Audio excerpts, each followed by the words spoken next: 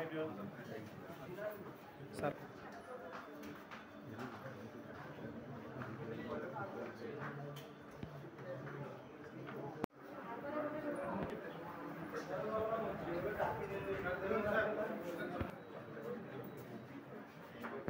केमती कौन अवस्था काली राति 2टारे 2 जन रोगी MKCG medical college Brahmapur refer हो आम पाख आसछन्ती से माने मेडिसिन आईसीयू रे फर्स्ट फ्लोर रे एडमिशन है चिकित्सित होउछन्ती। आम कंधमाल दारिंगबाड़ी अंचल रे जो अंब टाकुआ ट्रेजेडी होता एमाने से ट्रेजेडी रो गोटे पार्ट जो माने कि ब्रह्मपुर चिकित्सित होउथले आ ब्रह्मपुर से मानक एबे एससीबी को रिफर करिछि। से माने हेले टुनी माझी आउ जीता माझी पाखापाखि 30 वर्ष बयस जो माने कि आंब टाकुआ खाइबा परे से माने विभिन्न लक्षणर शिकार होते से मानकर झाड़ा बांती होता आउ देहरे खाद्य रही नथिला खाइबा ही नथिला। वर्तमान आमे देखुचु जे सेमानक भितरे ज्वर अछि आउ लिभर डैमेज सब लक्षण पाखे रही रक्त जमाट बांधुनी बिलिरुबिन बेसी रही जंडिस लक्षण देखा दूची तो लिभर एफेक्ट हो फीवर रही झाड़ा बांतिर हिस्ट्री रही तो से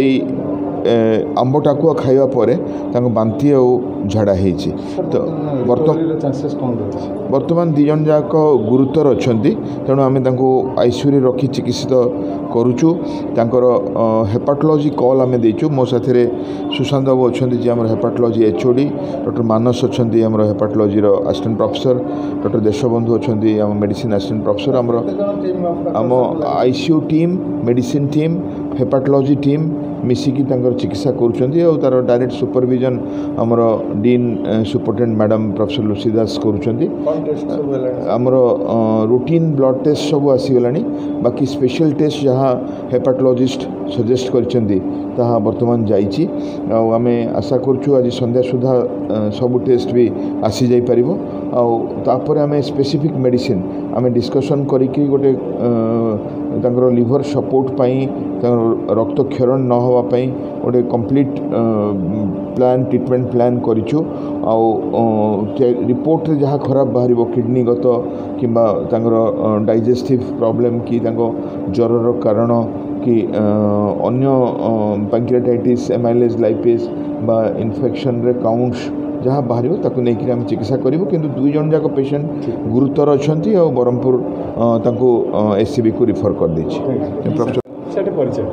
मो ना हूँ डॉक्टर सुशांत कुमार जेना मो हूँ लिभर विभाग हेपाटोलॉजी विभाग प्रोफेसर एवं हेड अच्छी। बर्तमान 2 जनकर से काली राति 2टा बेले आसछन्ती ब्रह्मपुर रेफर होकर आम पाक आसछन्ती। बर्तमान से मेडिसिन आईसीयू फास्ट फ्लोर से चिकित्सा होउछन्ती। 2 जनकर जंडिस लक्षण आसूची जंडिस सहित लिभर एंजाइम बहुत बढ़ी जाइए। बर्तमान जनकर पेट बथा होची बांती होची आउ जड़े टी बेहोशी भाई जना पड़ुंट ज्वर अच्छी तेणु तांकर आम जो चिकित्सा दरकार आम से चिकित्सा देचु